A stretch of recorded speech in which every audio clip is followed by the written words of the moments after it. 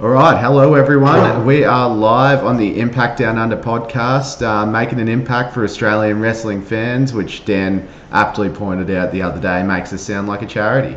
Um, and so I'm Dan, and this is also Dan, the Wrestle Rookie, and we are going to run you down on a little bit of news from during the week. This is going to be a bit of a quicker episode, as well as going through what happened at Hard to Kill, which was the first Impact pay-per-view of 2023. It was a bit of a cracker, wasn't it, Dan? It was, yeah. I really enjoyed it. Yeah, it was. Definitely like a little bit, like a lot happened. Like some Impact pay-per-views, like you sort of feel like a skippable, but Yeah, like this one was action packed. Let's just say. a lot of variety. Yeah, for sure. All right, now I've got my notes up. It's Dan's section. Dan, in the section of to be expected, what has happened in professional wrestling this week? But I think we all expected it. Vince is back, baby. Our favourite here at the Impact Down Under podcast, Booker of the Year. For sure. Like every year. Oh, 100%. Yeah. He's back. His daughter resigned. Who knows what's going on there? That's all really fun. Over in AEW, the Death Triangle match with the Elite, that happens with the outcome we expected. Yeah. Yeah. Yeah, a very, very exciting, overwhelmingly so, in my opinion. Yep, those are the news segments I wanted to cover. All right, so it's a mainly Impact week then. Hey, Dan. Yeah, pretty much. I missed out on a lot this week. Ah, that's fair enough, mate. I don't blame you. We only like to watch good wrestling shows here at the Impact Down Under podcast. I'm still expecting Shane McMahon to come out at the end of Raw one week and be like, I have purchased the company. Oh, Oh man, fingers crossed. 100%. Did you hear that he actually made $828,000 last year, even though he only appeared at the Royal Rumble? That's incredible. Good on him.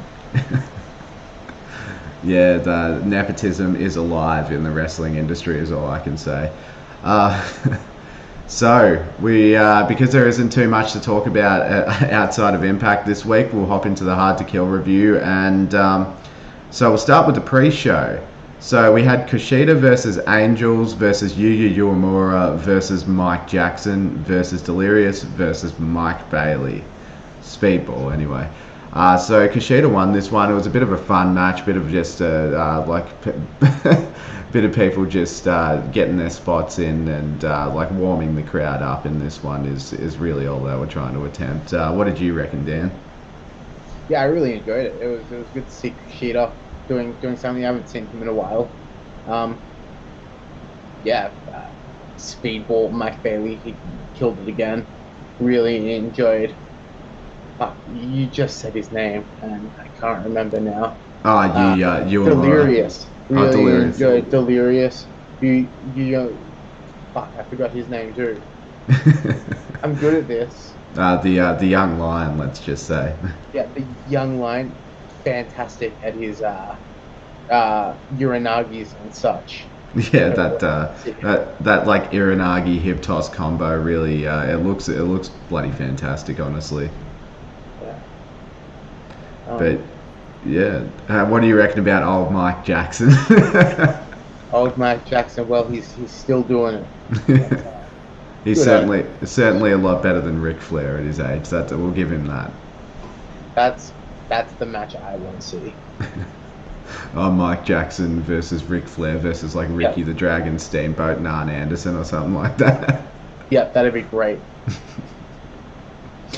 Oh, anyway, moving on. There wasn't much to say about that one. The next one it was Trey Miguel versus Black Taurus for the X Division Championship.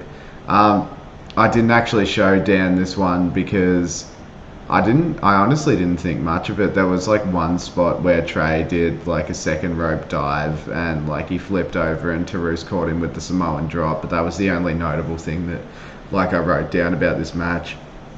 We've seen Trey Miguel versus Black Tarus before. Trey doing his heel antics. I mean, I think they could have done this one on an episode of Impact and yeah, just gotten away with it. I don't think they needed to have it on the pre-show at all. Yeah.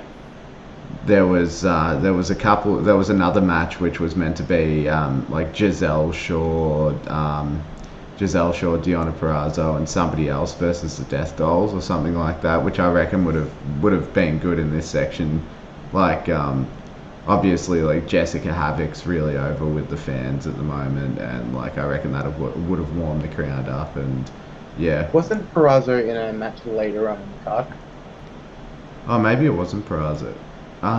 That's probably why. Then that's probably why they cancelled it. I think that they were meant to.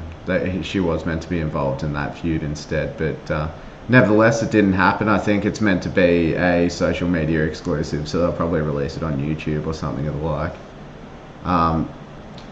the like. Let's talk about Josh Alexander versus Bully Ray. Oh yeah.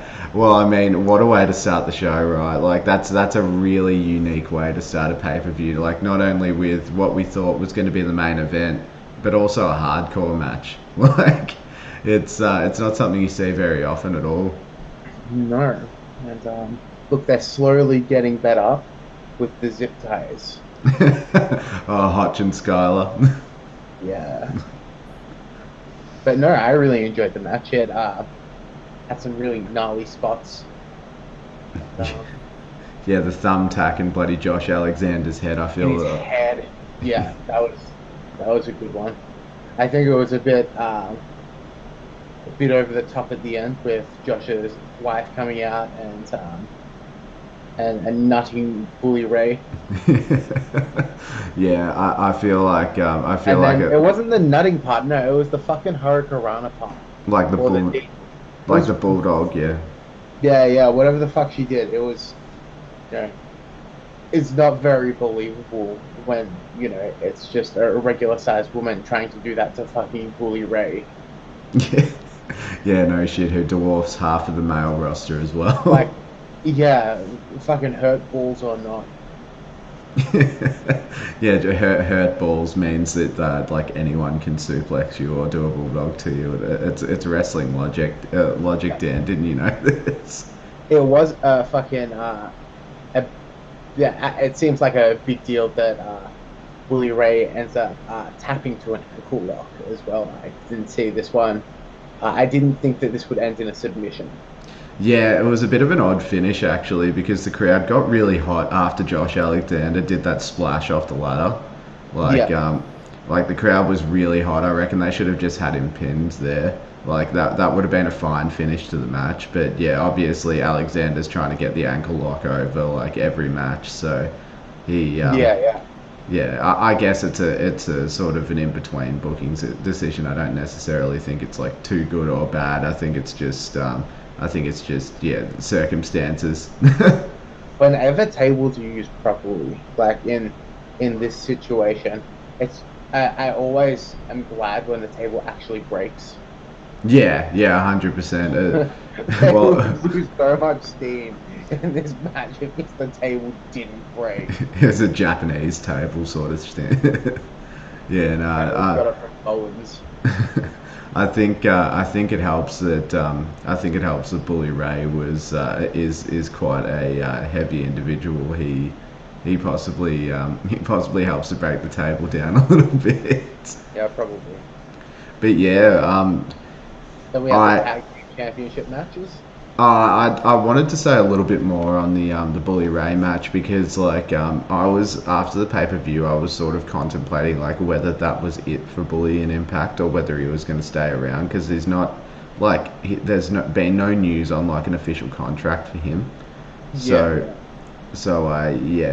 kind of just I had a peep at the spoilers, and he's involved in the taping. I won't say what he's doing, but it seems like he might be staying around for a little bit longer, having another feud. So I'm very happy with that.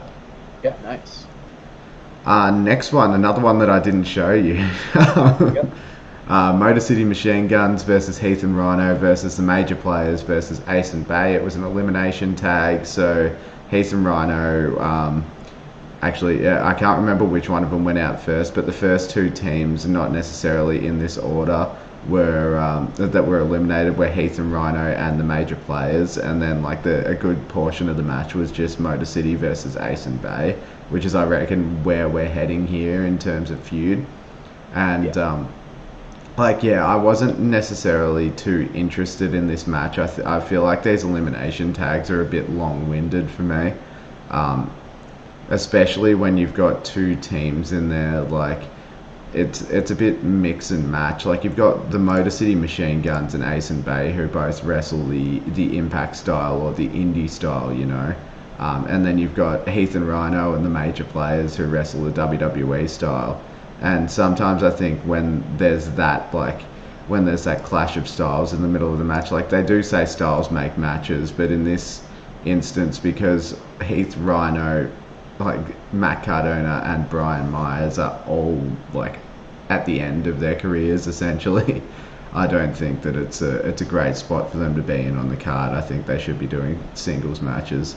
But I did write a note saying I think this is it for Heath and Rhino and Impact. There's been no like mention of them on the next tapings, and I don't really see where they would go from there. I don't think they're really a needed or an essential part of the card anymore. Yeah, they've done pretty much everything as a tag team that you can do. Yeah, they had their Feel Good Championship match where they won like late last year, and I think that was a bit of a swan song for them in Impact. I think they're just going to work the Indies for a little while and then possibly retire or go do something else. Yep. And then after this match, anyway, Kaz comes out and announces that he's signed with Impact long term, which is a very interesting little piece of news. It's the first migrator, like proper migrator from AEW to Impact. What do you reckon about this, Dan?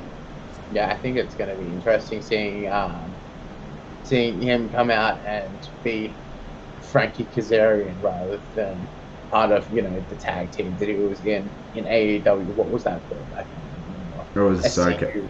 Yeah, SCU. Yeah, it was good seeing him as his own person rather than just as part of this faction. Yeah, 100%. I think that's what Impact does well as well. Like, even if they are members of a faction, like everyone gets time on the mic and like everyone has their own character on the card. Yeah, I'm excited to see what comes from the French himself. 100%. I mean, like his match against Josh Alexander at the last pay-per-view, I believe it was Bound for Glory. Like his run up to that, like that feud between him and Alexander, where Frankie sort of became like more of a aggressor. Like he wasn't really a heel, but like he was. He was a bit more aggressive than your typical babyface. I think we'll see a bit more of that out of him, and he's definitely he's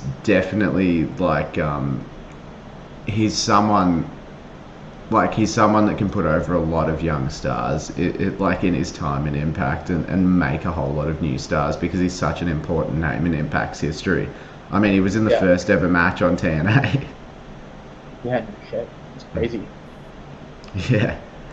Next match, and this one was probably my personal favourite on the card. Motor City retained in the last one anyway, but that's... Is your favourite match on the card Joe Hendry versus Moose?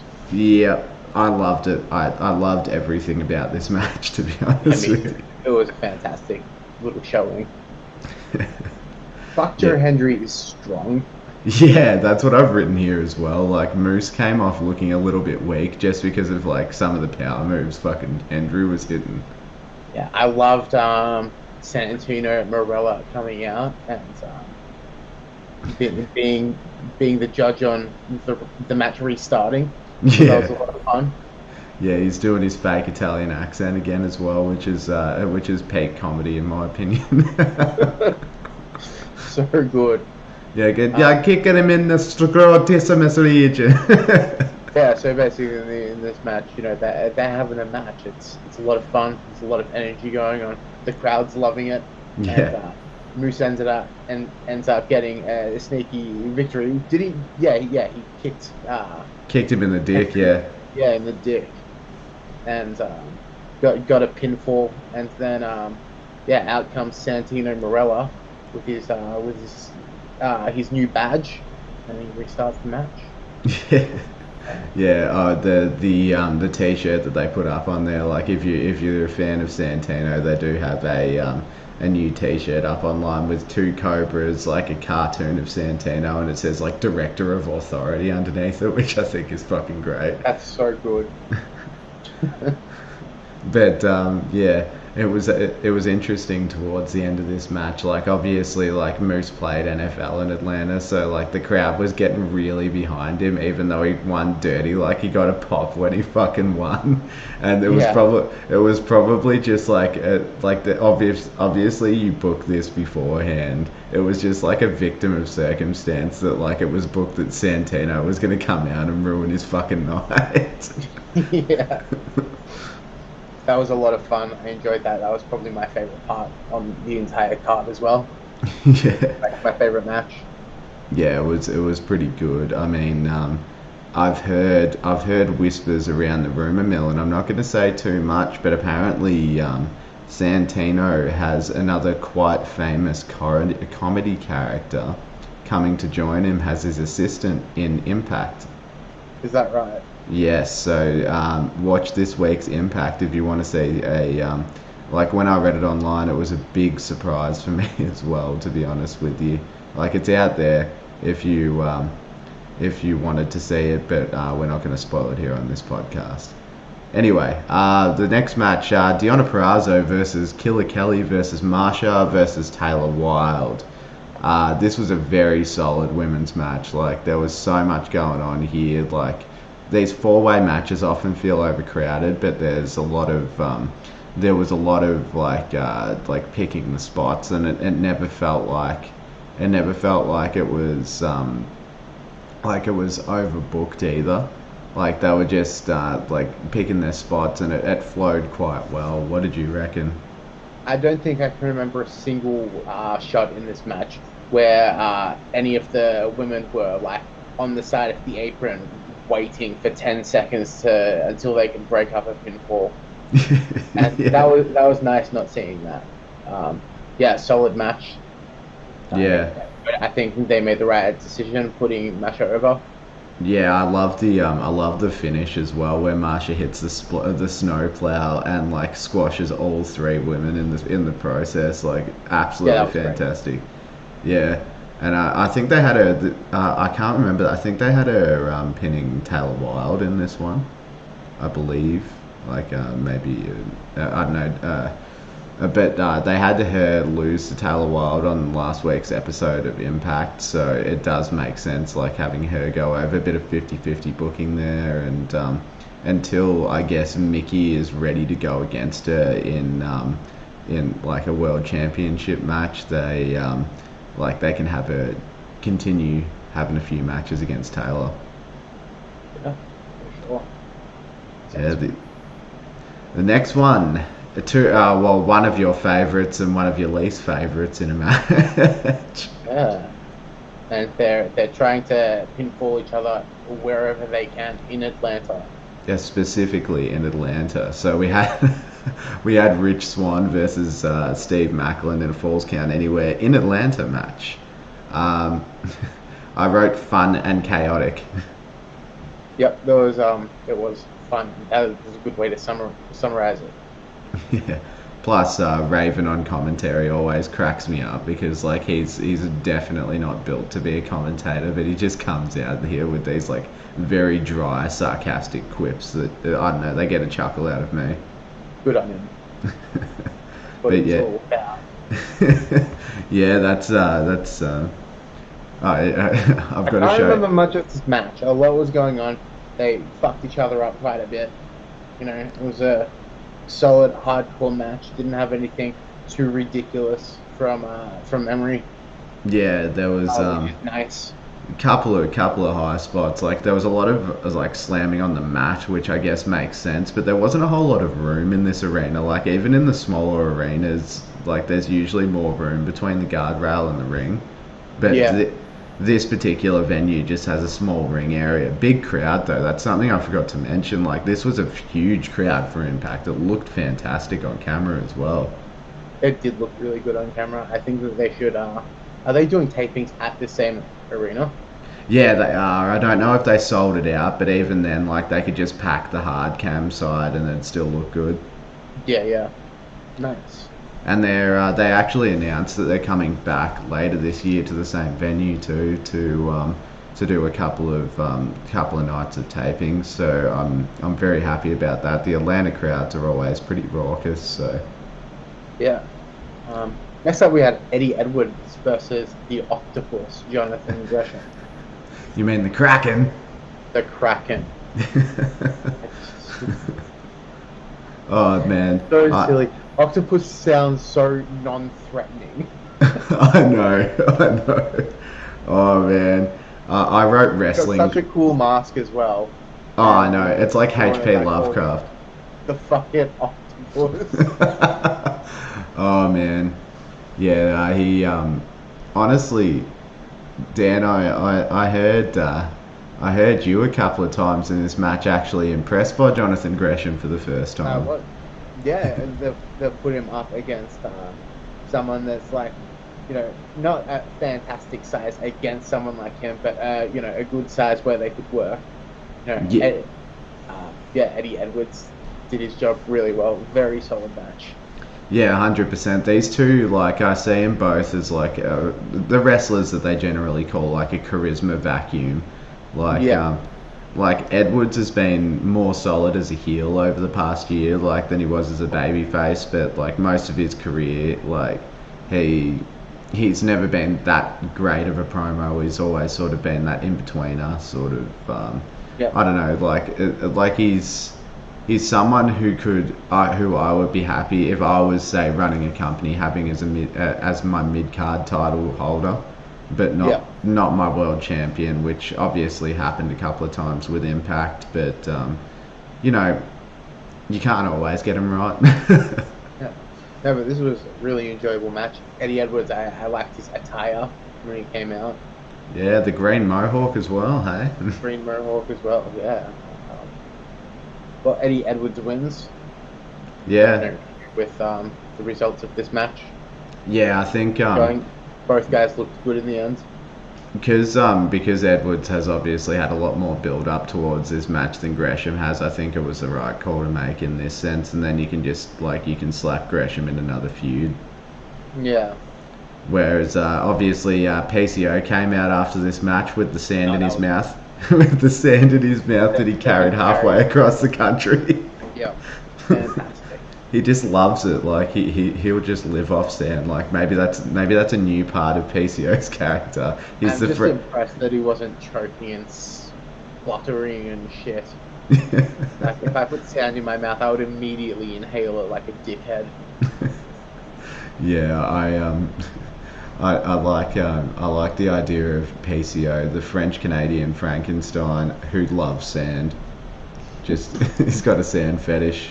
Old We need PCO. him. We need PCO in a match against Anakin Skywalker.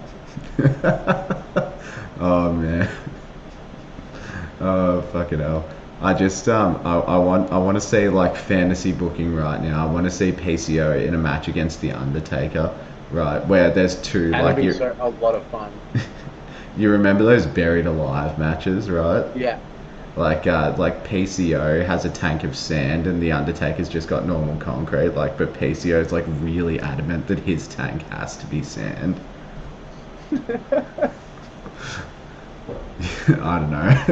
Fantasy booking in my eyes. But yeah, that was a great match between Gresham and Edwards. I'm excited to see Edwards versus PCO. Hopefully in a hardcore match because that's where PCO really shines. And like, you can have Edwards with his kendo stick that he loves so much ever since the Sandman gave it to him. I love his kendo stick. Kenny, fucking hell. Um, all right. Then we have the main event.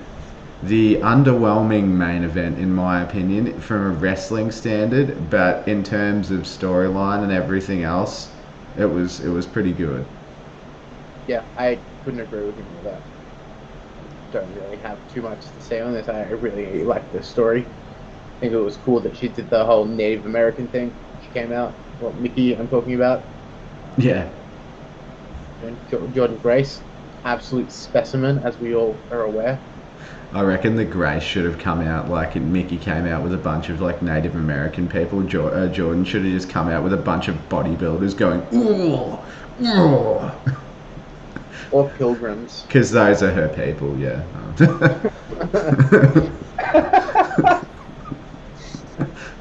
Yeah, I don't have much to say. There was I don't know, a little bit sloppy, but what can you do? It was still a fantastic show overall. Yeah, 100%. I think I've never really had too much of an issue with Jordan in ring, but Mickey can be a little bit sloppy at times. Like, I think she should stop doing the kip up at this stage of her career because it just looks. Yeah, she's got how do I explain it? Rubbery legs almost. Yeah, that's what we were saying. Like, maybe she's had some issue with her knees in the past or something like that. I don't know. Yeah, there was a pretty epic part where they were slapping the absolute shit out of each other. That was fun. Oh yeah. Oh, we forgot to mention in the Gresham and Edwards match about the spot where like they're slapping each other and like Gresham pretends to like lose his equilibrium and just falls like halfway through like swinging. But yeah, similar spot in this one. Also, linking back to the previous match, this was possibly the worst match you could have had after Gresham and Edwards because you've just seen like two. Yeah.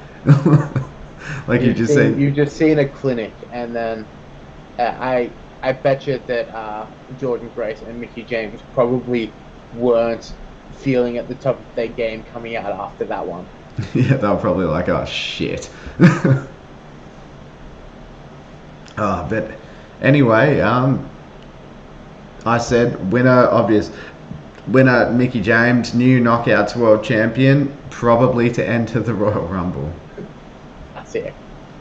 Yeah, I reckon that's the way that we're going at this point. The but that's only woman to ever enter the Royal Rumble as a Knockouts champion twice. The Undertaker has his streaks and Mickey James has hers. Well, it's not the Knockouts champion, Dan. It's actually, according to WWE, the Impact Women's Champion. Oh yeah, I remember that actually. Yeah. Yeah, nice. Yeah, they're not too keen on the copyright thing. We've got my overall grade for the show. I gave it an 8 out of 10. It's not my favourite Impact pay-per-view over the last few years, but there was a lot of high-profile moments that really, I don't know, it really elevated the show above some of the ones that we saw towards the end of last year. Yep, I'd give it an 8 too. Yeah. Yeah. Without you spared me a few matches that I didn't watch. But from what I did see, it was worth watching at the time versus, like, I don't know, most of it that I saw, like pretty much all of it that I saw was enjoyable. Yeah. And that was nice. Very solid. So onto the news. So first of all, obviously Impact's holding another, well, it's not a pay-per-view, it's an Impact Plus special next weekend. New Year's Revolution, which, believe it or not, is another copyright that they actually took off of WWE. Like, nice. WWE held in New Year's Revolution in copyright until 2006. Well, the copyright probably extended longer than that, but that was the last time they held one of those pay-per-views. I think it's a good name for a show. Weird name for the second show of the year, but... Yeah, no, I was thinking, like, a bit odd. I suppose they've paid for the copyright now, though, so they've got to use it. Yeah, I know. Anthem's just like, Scott Demore, you son of a bitch. You fucking put Hard to Kill second week in January. Maybe it was just like a typo or something, and New Year's Bash was supposed to be first, or whatever the fuck it's called. Revolution. I don't know why they couldn't have swapped them. Maybe they were holding something else at center stage in Atlanta, like when they booked New Year's Revolution. I don't know. Something like that. Some sort of booking I issue. mean, it doesn't really matter that much in the scheme of things, because like Hard to Kill's not even close to their biggest pay-per-view, so it wouldn't have mattered if they just changed the names. Yeah, I know.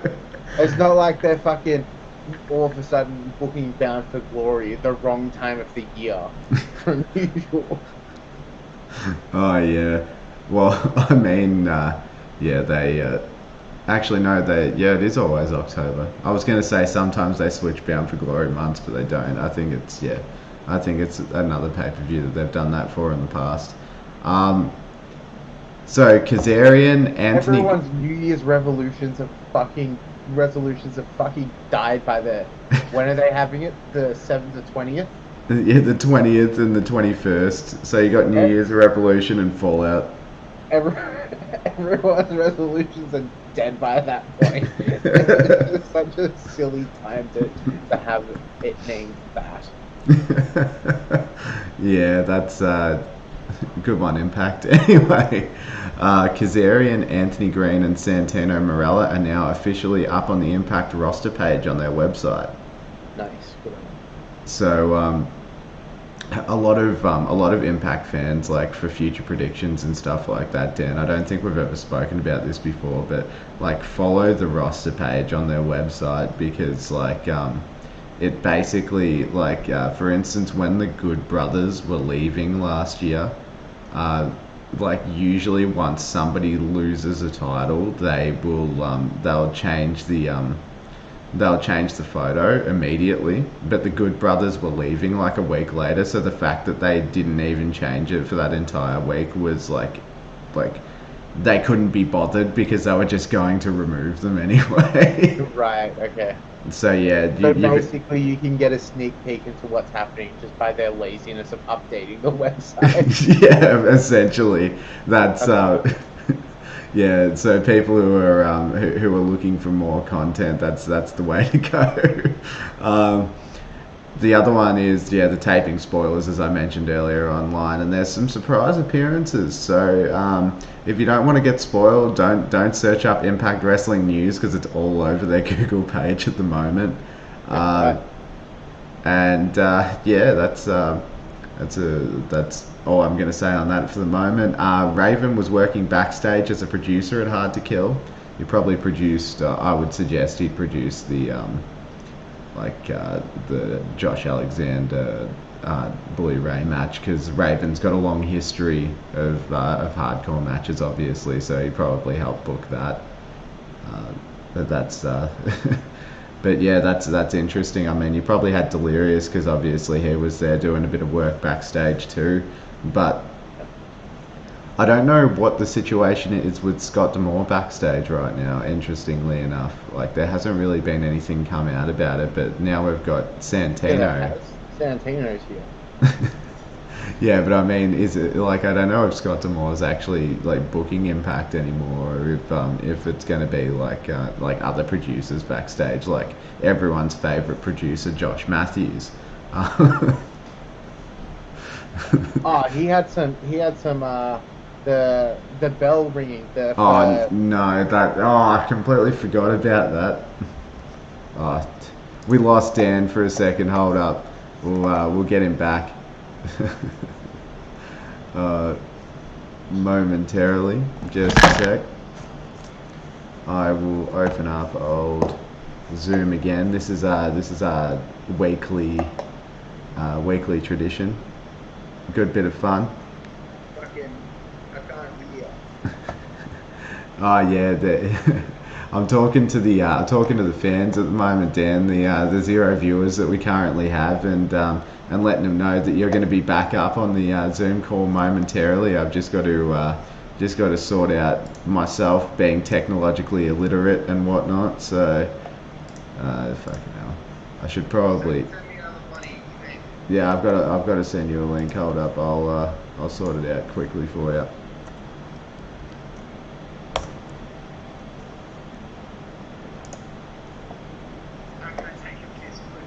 Oh, okay.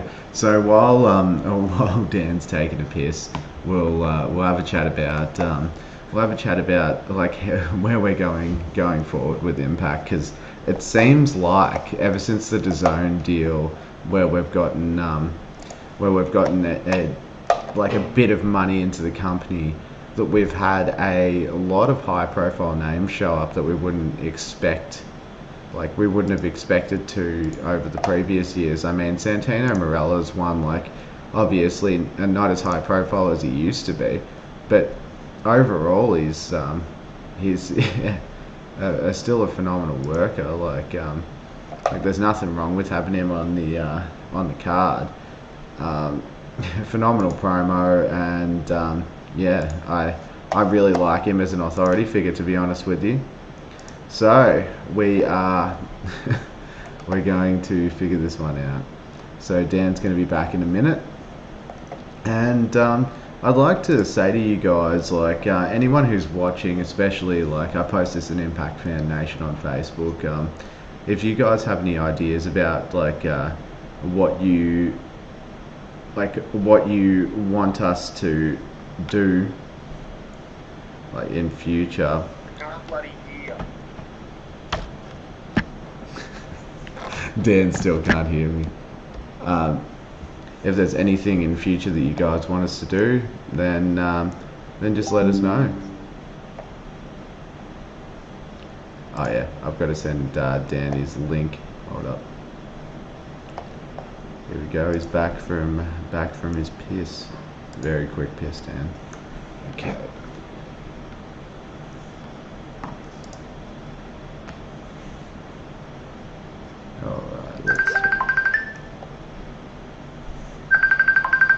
Alright, so Dan's calling me back. We do a very a very roundabout way of doing this, the cheapest way possible here at the Impact Down Under podcast.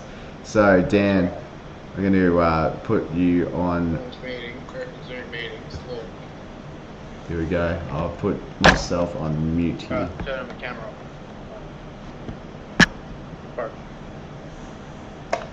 Okay, what do we got? There you go. Yeah, here we go. Oh, look at us go, Dan. We're technological geniuses now, aren't we? That's right. What else did I have to say about everything The bell else? ring. Did you mention the bell ring and Josh Matthews?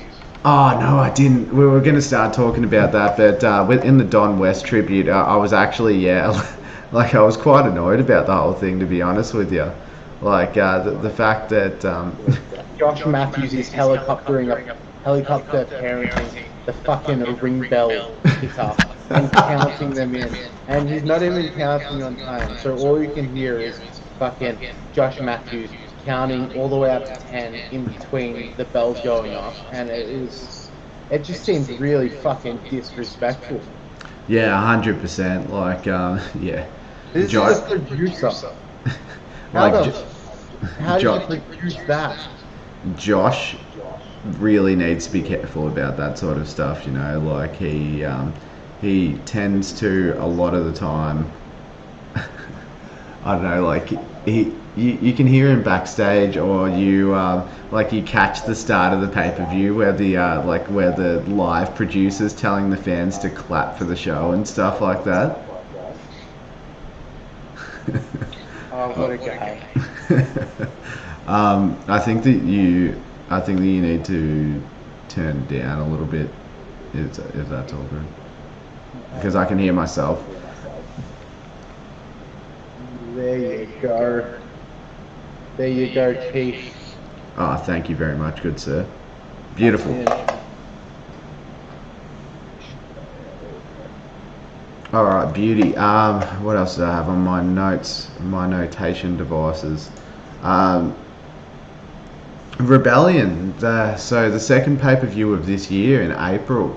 is going to be taking place in Toronto, Ontario, Canada, the home of many great wrestlers who very much always say the three words together. It's never just Toronto. It's always Toronto, Ontario, Canada. Yeah, it's really weird. I've noticed that as well.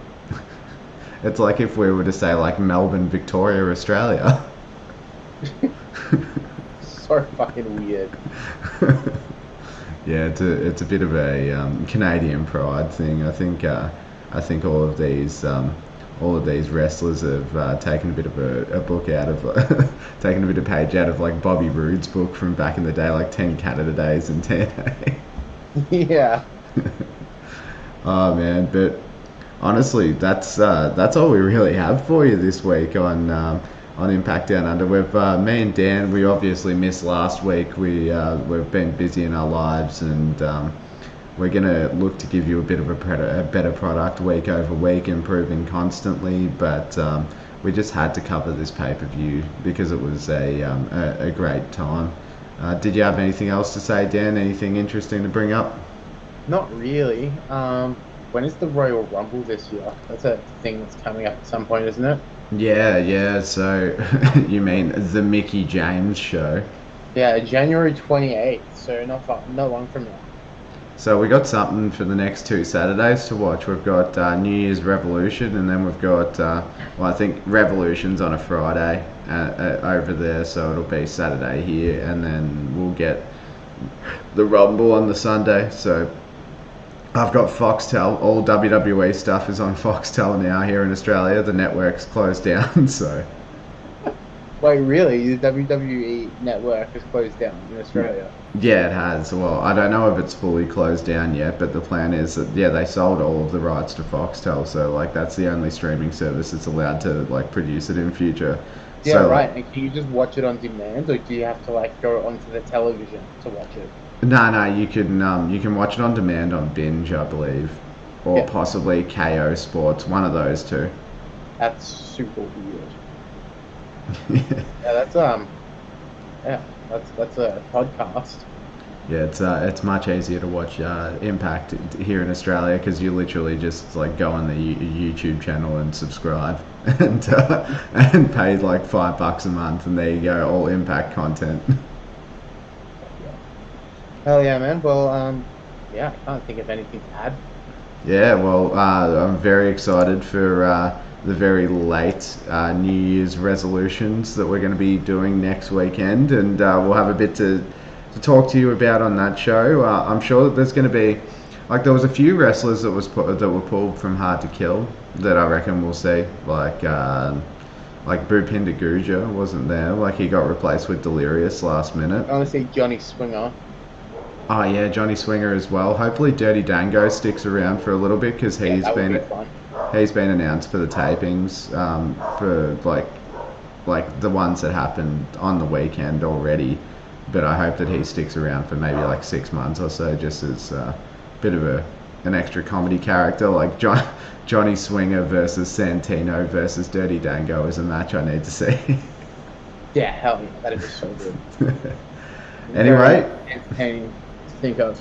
Yeah, that'll do it. We'll be back with you. Who knows what day? We're so inconsistent. It's because the clocks are upside down here in Australia. We will see you all next weekend. This has been Impact Down Under podcast. We